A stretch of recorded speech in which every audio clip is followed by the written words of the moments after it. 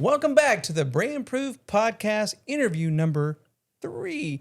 So if you'll have to kind of pardon our progress on this a little bit because we're a little bit rusty, I think. A lot rusty. I mean, we did our show. We did 10 complete episodes, which we were just talking about before we started recording. That was a lot like an actual TV show. Right. It was a 30-minute TV show. It started out as planning. A podcast idea, turned into a whole production. Turned into a whole week-long production. Which always happens with Ryan. We have to go better. We have to go bigger. I mean, that's just what we have to do. But you start big. I mean, I've already started big, and then I'm like, hey, we have to go bigger. Then you go big gulp, right? I know, big gulp. Exactly. But you know what? We're getting back in the groove of things here. Mm-hmm. And we got another fantastic interview that we're about to do. Yes. And before we get to that, if you don't mind, be sure to like and subscribe to our channel. And if you've got any comments that you'd like to leave down below, please feel free. We're always reading all of those. We read every one of them, and it helps us so much with future ideas. And if you'd like to be a future guest, if you are a small business owner or a medium business owner or in marketing, branding, communications, we would love to hear from you. We'd love to feature you. Yeah, I've had so many people send me so much stuff about just whether it's things that are local to our community or things that are national. Yes. Just wanting me to know that these are the marketing and branding things going on, and I should know. Right. Yeah, you should. It's fun. Oh, and one of the viewers said that we should talk about what we're drinking on the interview, too. So, ooh, great idea. So, what am I drinking? I think this was Penelope Architect. Yes. Penelope Architect. The one that we featured, I think, on episode 6 or 7. I don't know. We don't know.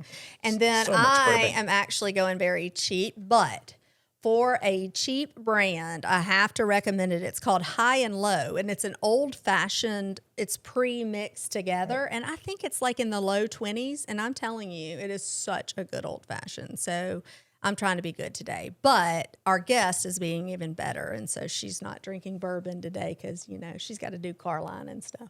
Well, I tell you what, Lindsay, because you know our guest, why don't you introduce her and let everyone know who we got?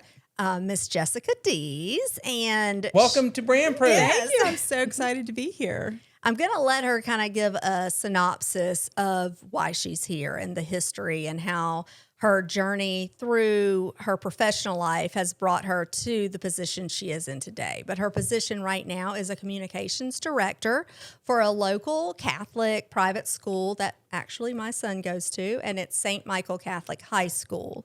And she started last year. But before I put the cart before the horse, Jessica, tell us a little bit about your journey in your professional career and how you got to St. Michael. Yes. Well, I graduated in 1999 from Georgetown University and really didn't begin exploring what am I going to do professionally until my senior year. Not a good plan. Right.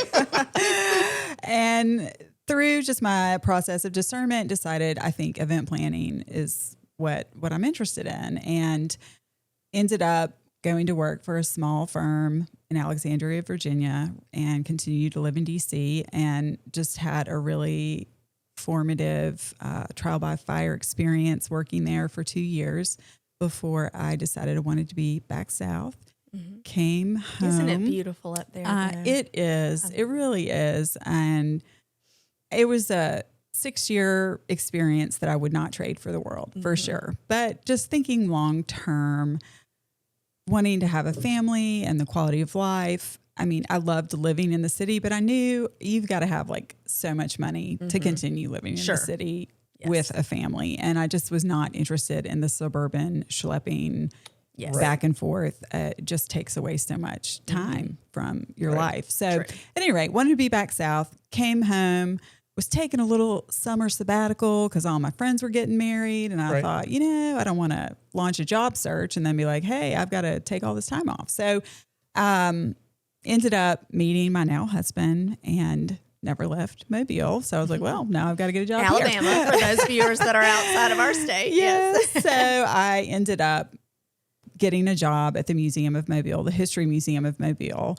They had just moved into their new facility, which gave them the opportunity to launch a special event rental program. And they have a great place. They have a great facility. It's the historic Mobile market. It was an open air market. Yeah. And it's just a beautiful space for Right. sure. And so it was just a real joy to be able to be a part of something new for them and just help get them lined up for what they still do today, which is allow the public to rent the facility for special events. So that was fun. But through that experience, I met some individuals in a local advertising agency that had worked with the museum on the launch and their PR needs and marketing and advertising, and ended up going to work there at an advertising agency for a couple of years, which launched me, into that whole realm of just seeing the process of creative projects for, a variety of audiences and platforms. And so it was another kind of trial by fire where I learned a lot and grew and just really enjoyed it. But then, had a family, took the off ramp, I've got 4 kids and began just getting back into it through wedding planning. Did you hear how many kids she just said? 4 kids. 4 kids. Yeah. She is Superwoman for those that don't know I don't Jessica. know about that. But, they stopped needing me as much and I began doing wedding planning with a friend, and then just realized, when my youngest got into kindergarten and got older, I was like, I have a lot of daytime, Right. I could be doing stuff during the day, and saw that at our school, the kids' school, that they needed a maternity substitute for an English class. And I was like, well, I can hold an English class for 8 weeks or whatever. Did you say maternity? Yeah, there was a teacher leaving for maternity leave. And so they needed a long-term. Sorry, I wasn't clear on that. So I was just, and saw, hey, they need someone to just be the sub. I thought you meant like a parent. That's what I was. No. It was the teacher going on maternity leave. So I reached out, I sent my resume, and I said, hey, I think I'd be interested in helping out. And Dr. Williamson, the principal, replied, and she said, we have a certified English teacher that we found, but I would like to bring you in and talk to you about some new things that we need at the school. And so I didn't really know what I was walking into. I bet they were counting their lucky stars. I don't know, but I was like, well, what I have to lose. So I walked in and she just said, I want us to develop a magazine for our school, a yearly publication that takes what we do each year anyway, which is the annual report, but then fuses it with this newsletter type publication they'd been doing that was a little more community focused, and really make it something more. And I was very excited at that opportunity and just began, I was hired to do that. I began in January, it published in October, came in once a week, and that was my main focus. So it was like a 9-month gestation of having a baby. Maternity. It was so wonderful to be able to get back into the daily, an the office daily grind environment. and that kind of, And once a week, one project, it was all mine. And so it was just a real joy to do that. And fast forward, I'm now working at the school more, part-time. I go in 20 to 25 hours a week and I teach one class. And so that's been a whole new thing. I've never been a teacher before. So it's just been a really amazing ride of getting back into a work environment, but getting to use skills I already had, but then also grow and expand and just be a part of something new. So, And obviously her being a guest here means that she's fabulous, and you are fabulous at the communications piece. But before we get into what you've done in this role, and it's a part-time role, right? I'm curious, Georgetown, ad agencies, event planning, and now specifically communications director, but that teaches too. I mean, what's that common thread, do you think, that brought it all together for you? Well, I appreciate this question because it gave me the opportunity to sort of reflect, like, what is it? Yeah. And I would say that the common thread is creativity and connection. Okay. And that those are the two things that are the common denominator in all of those arenas. And that I am doing something creatively with the intent to help to make positive and meaningful connections, whether it's a print piece or a wedding or anything. That is what I'm seeking to do. And I think that's a beautiful segue. And I think that you can speak to this too, Ryan. But we always talk when people say, what is branding? Isn't branding marketing?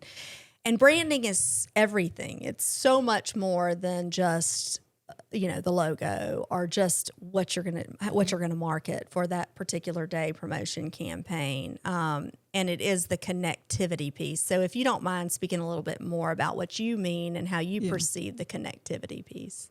So in terms of branding, I would say your brand it's your foundation. It's being able to articulate who you are. Right. And so your marketing stems from your brand identity. And so your brand identity is expressed in a number of ways, whether it's your logo and your colors or the tone that you write in. Mm-hmm. And so you have to know who you are first. I mean, it's just, who are you? Right. And then being able to communicate that consistently and effectively over time, whether it's with a marketing piece or whether it's a social media piece or whether it's a party you're throwing, that it has to tie back to who you are. Yes. And that's really what it is. Yes. And we were originally going to ask you more questions about a specific example of how you've done that in one short year at the high school that we're at later in the show. But I think it would be kind of nice to talk about that now. And then I kind of want to visit the event planning and stuff later. And then I'd also like to know too, like, what are some of the successes that you've already started to see through? I know it's been a short time and I know there's not a lot of data behind that, but what are some things that, or things that you would like to do, or, Well, there's a particular initiative I'd like you to talk about. Yeah. So will you go ahead and talk to us about what brought you to the Form to Fly initiative? Yeah. So, the school is very young. We're celebrating 10 years this year. And so they have just been in an extreme, intense building phase, literal buildings, correct, athletic teams, staff, and obviously the graphic and brand identity and grades, as well. right? Because they slowly increase their grades through the years, from 9th to 10th to 11th, 12th or something. Right. So it's been like this incredible, just period of doing all these things all at once. And so when I came in, they had a brand identity. But they also were in a period of transition. We're the St. Michael Cardinals. And so Dr. Williamson made the decision that the Cardinals that brand would be for the athletic side of the school, and that we developed a new logo for the academic side of the school. They had a singular identity versus for each of the different facets. So you have Auburn Tigers, but then you have Auburn University. Right. And so they have different imagery that that they apply in different applications. And so that's what, with the help of Lindsay, we have done, is that we've created a distinct brand identity for the different facets of the school. Right. And so that helps clarify the communication. You know where to go. Like, do I use athletic brand kit and, move from there, or do I use the academic? And so it helps create clarity so that when you do have projects and pieces, you know what foundation you're operating from. Yet they are still tied and connected to one another. So that was exciting to see that come together and be able to give input on, okay, what does the academic logo look like? And then we also, for the new magazine, that had formerly been a newsletter and then the financial report, it had been called The Guardian, which is a beautiful connection to St. Michael as the guardian archangel. But we realized, we call the yearbook The Guardian. So we needed a new name for the new magazine. And so I came up with the name The Defender, which also connects to St. Michael as well. So again, it all drives back to who the school already is. I'm not making new things in terms of imposing things that aren't there before. I'm trying to draw out identity markers that reflect what is. And so people can easily travel along whichever path they're traveling, but they're always united under the same Michael. Right. And so we did Lindsay did a logo for the Defender. And so that was really exciting to see that come to life. Mm-hmm. And then beyond that, we have a mission statement.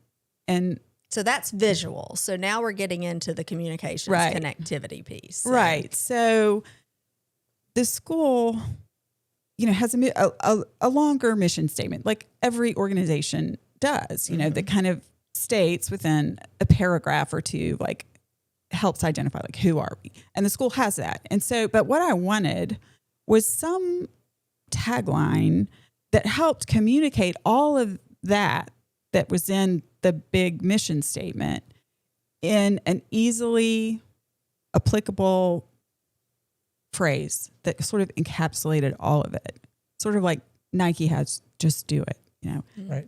What was our ethos? What was our line going to be that captured everything we do? And so I like to look around. I mean, that's one, like, see what other people are, who's doing it well. And to you don't have to just start from, use the knowledge that is available to you. Yeah. I always say, like, research what people are doing right and what they're doing wrong and learn from both. And like, how can we apply the things I like that I'm seeing in ways that make sense for who we are? And so I looked at schools around us, and I have to say St. Paul's, their branding and marketing is amazing. And they have a phrase called Know What Matters. This is Mobile, Alabama. Yeah, Mobile. And so I just would see their Know What Matters, not every, in strategic ways, but it really resonated. And even though I don't know what their mission statement is, it was a way for them to kind of tell me who they are and allow me to sort of enter into a thought of, like, to think about, like, well, what does that mean? And to think more about their school. And it emotionally connected. And so I thought, okay, that's what I'm going for. I want, what's our Know What Matters? And it's just this thing I do. I don't really know. I just kind of take all the data and I sort of it sits in my subconscious, and I just kind of play around with it, and then things just pop out. And so what popped out was Form to Fly. That what I feel our distinctive is our Catholic identity, and so we are an academic institution, and this is all in our mission statement. Our aim is to make scholars, leaders, and disciples of Jesus Christ. But how can you say all of that in a catchier way? And so I feel like it's our formation, our holistic formation, that is our distinctive identity marker of, that we do care about the whole person, the mind, the body, and the spirit. And so it's a formational perspective. Let me ask you this. If kind of just to break it down and for our viewers at home, or a small business owner, if I'm a small business owner and I'm watching this podcast and I'm hearing you say mission statement and coming up with that. Or even a school, because sometimes whatever that we is. assume everybody has mission statements. Right. Sometimes they don't. Right. Yeah. Why is that important? Why should entities have mission statements, do you think? Well, I think it just, again, is that foundation that you need to take the time to be thoughtful, to articulate what is it you're trying to do. Like, why did you start this business? Are you an electrician? Why do you exist? Yeah. But then also, love it. So that's just square one, and then to articulate it in a way that's concise enough that you can share it and maybe put it to heart and share it with your future employees, that everyone understands. You have a place to go to be like, this is who we are. And so then when you are thinking about new initiatives, you go back and be like, does it fit? Does it fit with who we really are? And then it just helps you filter like all of your future decisions. It makes it much less overwhelming because you have like your guiding compass. So you kind of live by that. That's kind of like it's your map and your compass almost of. Yes. Yes. Because sometimes we get so caught up in our day-to-days that we sometimes forget where our destination is. Right. And so it kind of keeps you grounded. Right. And I talked about this in my class the other day where we do a student literary magazine, a creative literary magazine, and we were coming up with themes, and they were throwing out all these themes. And it's fun to get creative and throw everything on the board. But ultimately, when we started like narrowing it down, like what theme are we going to have this year? I was like, guys, some of these themes, like we are developing a creative magazine within a Catholic school context. So we need a theme that fits who we are. Right. And so some of these themes, although they were creatively interesting, they didn't really necessarily fit into what our particular mission is. And so it's just being able to it helps you just sort through like all the possibilities to land on the one that makes sense.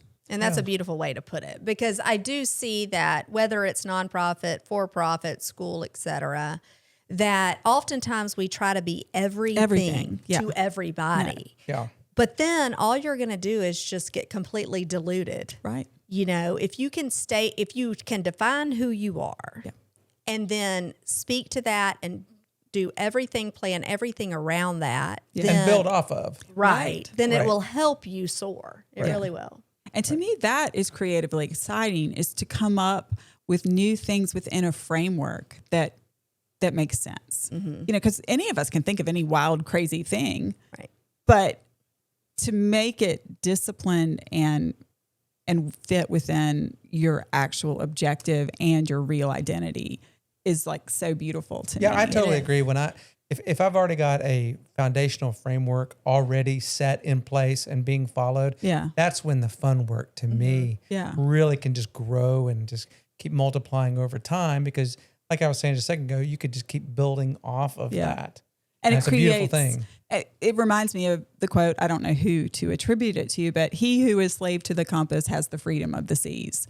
And so that's nice. It's a framework that gives you boundaries, but there are actual boundaries that help you be expansive in a meaningful way and not just be lost. Right. That's beautiful. And also I want to say on the Form to Fly tagline, or whatever we want to call that ethos, I like that you said that.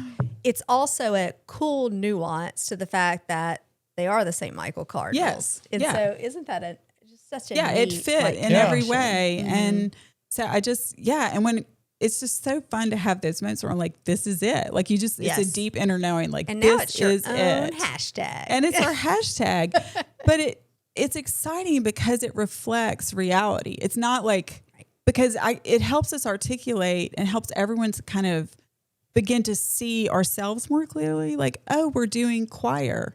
Look at our choir. Well, guess what? This is part of how we equip our students to fly. This is how we're forming. So it's naming what's already happening, but it just brings like this collective awareness internally, but then also helps you express it externally. Yeah. Thank you. That was great. I'm curious of all of the different places that you've been in your professional career.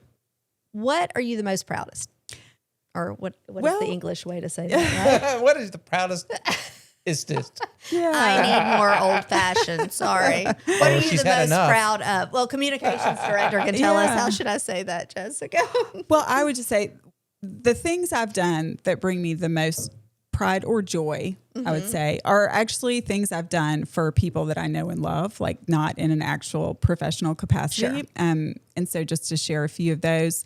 So my dad is a horticulturalist, and his specialty is developing new plants and new hybrids. Oh, wow. And patenting them and marketing them for the public, which was kind of a new thing when I was a teenager. It was a commodity market, and he kind of helped elevate it to a branding market. And so one of the first plants that entered created this new genre was the Encore azalea, and I named it. So he was a part of bringing that azalea to the market, and he just came home and was like, kids, I've got this plant, we're going to patent it and I need a name.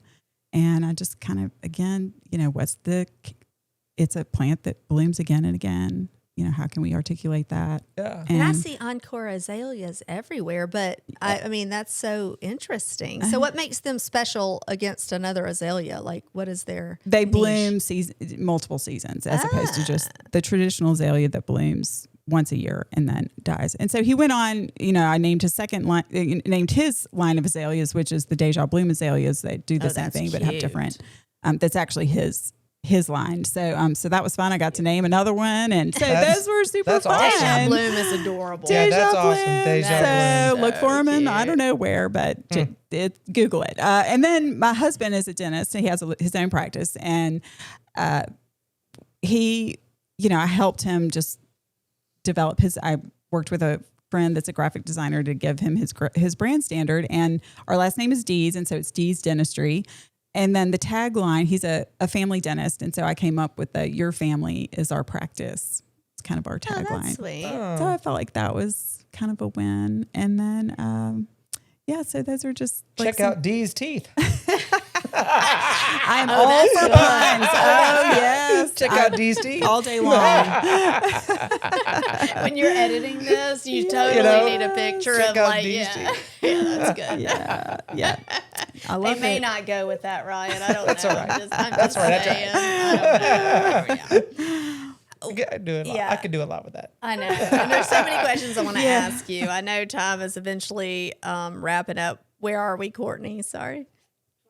Okay. So, yeah, we only have a few more minutes. But if you had to give advice to someone that maybe it's a school or maybe it's a small business owner, like what is your one piece of advice that you've learned throughout this whole journey that you would like to share with them? So first of all, I would just say you have to know who you are. And so developing a mission statement, and that's something you can do without anyone else's help. And actually it's what you should be doing without any, like it's your statement. And so if you don't have one, get one and Google mission statements if you need some help. Like Right. it's not that hard to do. And then secondly, I would say it is worth the investment to hire a professional to help you with your brand identity pieces. And what I mean by that is your logo, your fonts, and your colors. And it can get bigger than that if your budget is bigger, but those are the three most important things. Wouldn't you say? I mean, Yeah, I think that's a really good piece of advice because, there's a time and place for everything. Yeah. But for those foundational pieces, you do want to hire a professional for the graphic design piece and that sort of piece. And then they can help you set those brand standards to go into Canva or wherever else to do those that you could do it on your own. pieces. That you can use in Facebook or Instagram. Yes. But to really invest in those tools is just really important. But it's also important to find the professional that really gets you, that knows who you are. So and right. I had a friend who she has this business called Flourish where she does beautiful pot plant, which I came up with her. I like that too. name. I like it. But she does special pots for people's homes and businesses. And she didn't have a logo. And I was really encouraging her. And I gave her one name and it wasn't a fit. And I could tell she was really discouraged. And I'd called her back and I said, just because she's not the right one doesn't mean the right one isn't out there. Right. And keep looking. And she did. And she found the perfect person and now has a beautiful logo and everything she needs. So yeah, just don't be afraid to keep searching until you find the right one because it really does matter. I mean, it does. These are the tools you will be using from here on out. Sure. So you want it to be right. And there's so many different, like you said, creative perspectives, right? And it is so dependent on the business industry, the school, the nonprofit, on what's going to speak their brand. Yeah. So I agree. And it's kind of like in everyday life, any kind of partnership or business that you choose to walk into, it needs to have the same vibe and vision of what you're looking for. Like even a therapist, you may go to one therapist and not be like speaking your language, but then you go to the next. Yeah. Do you have any more questions? I don't know, but I was going to say, I would think too that it would be very important is finding that connection of someone that you can build upon. I'm sticking with that, but a lot of this can be so overwhelming. I've talked to so many people that this is just almost too much stuff to think about. Yeah. And if it's something that can just start small and then just right. You don't have to do everything all at once. Right. So just start at the bottom and then move from there. Right. Right. But you've achieved a lot in 1 year. Oh, Kudos. Well, kudos. No. Lindsay has been my amazing mentor and just helping me get back into the working group. So thank you. You've been quick to learn. So, well, you've been such a joy. Oh, Is there thanks. anything else you'd like to share before we conclude this with the listeners and watchers? Not that I can think of. Okay. I appreciate You've been great. the opportunity to come and share. Much. Thanks for your curiosity. Well, but before we, wrap it up here, let's do this little bonus round here. I did not. you've got, Yes, this I is forgot. a This is surprise. It says for Ryan and Lindsay's eyes only. I love it. Okay. It's a rapid fire bonus round. Mr. Ryan came up with this little segment. Okay. Last Just something for interview? fun. I love it. Just Okay. for something fun. Okay. Yeah. Just real quick off the top of your head. Eat some easy ones. Okay. Coffee or tea? Oh, coffee. For Gotta sure. have coffee. Yeah. In the morning? Yeah. Every day. Every day. Yeah. Favorite event you've ever helped plan? Oh, gosh. I did some good ones. I did a party at the Russian embassy back in the day. That was super cool. Wow. That is very cool. I love The Americans. Have you ever watched that show? It's Yeah. really good. Yeah. And then one of our clients was the American Academy of Family Physicians, and we would do their board dinner every year. And it was sort of like a very highly anticipated dinner, and they wanted the room and the table to be very dramatic. So that was just super fun to be able to go in any direction with an amazing budget. And one year we did like the table looked like Monet's water lily garden was the whole theme. So that was a fun one. Awesome. Oh, and then also the Hard Rock Cafe, an awards dinner where Jane Fonda was the keynote speaker.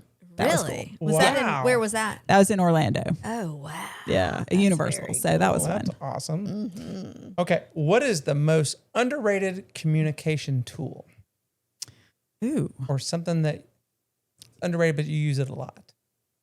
Oh, I mean, I think the mission statement. I mean, and I don't know that it's not like you use it daily in your life in terms of like, I'm typing the mission statement in our printed piece. Like you're not, but it's again, just, you have to, I don't think people think of that when they think of branding. They think of all the other things that stem from that one thing. So mission Okay. statement. I don't like the next one, so I'm going to skip to yours, Ryan. Okay.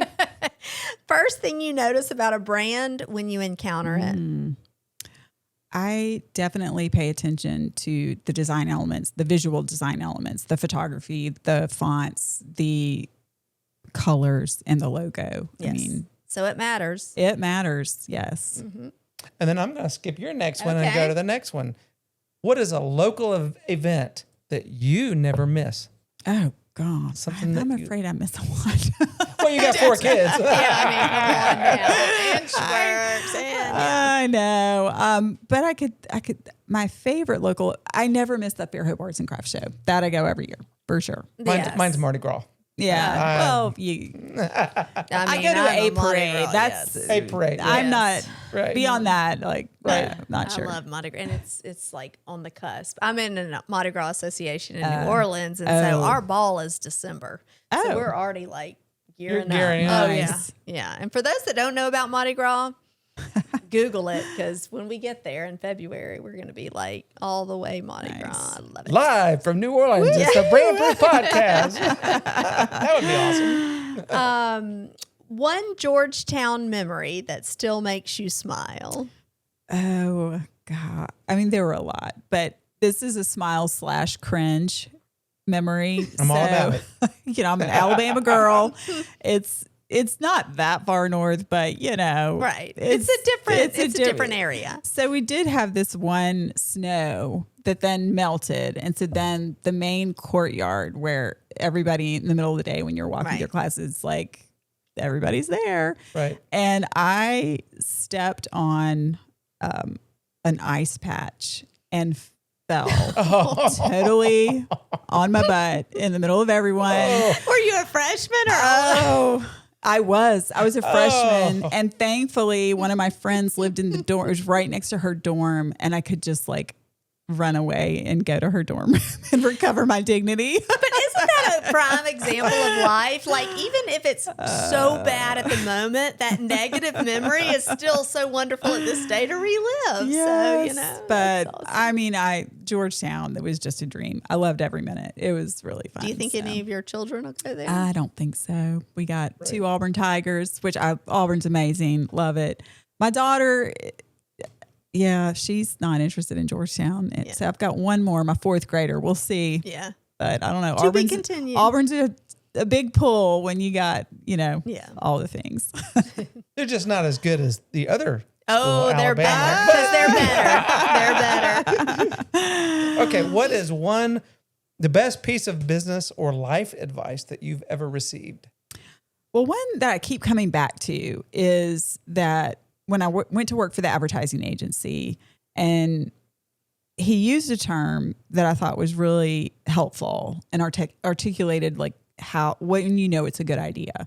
And so when you're developing a name or a tagline, he liked to say it needs to have legs, which means it needs to work in a multitude of arenas. And so, That's really good. yeah. And so that's where I felt like the Form to Fly, again, it applies to, our arts, our athletics, our academics, our spirit. It applies to everything, and so it's not just, one thing. It's, it's one phrase that encapsulates a lot of things. And so just, it's kind of been something I've kind of always come back to, like, and again, in my class, I used it. I like, do these names, because we're trying to provide a creative theme that provides an inspiration point for our students to go in a lot of different directions, but still center around one theme. So our theme had to have legs.